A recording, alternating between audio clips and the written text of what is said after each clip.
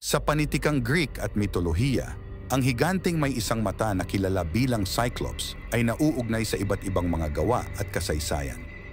Sa The Odyssey ni Homer, ang mga Cyclopes ay mga cannibal na namuhay ng hindi sibilisadong buhay sa Sicily.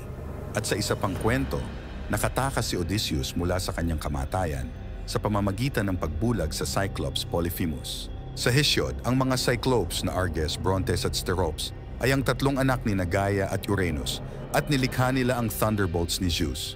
Nang maglaon, sinabi ng mga may akda na sila ay mga manggagawa ni Hephaestus na pinatay ni Apollo dahil sa paggawa ng kidlat na tumama sa kanyang anak na si Asclepius.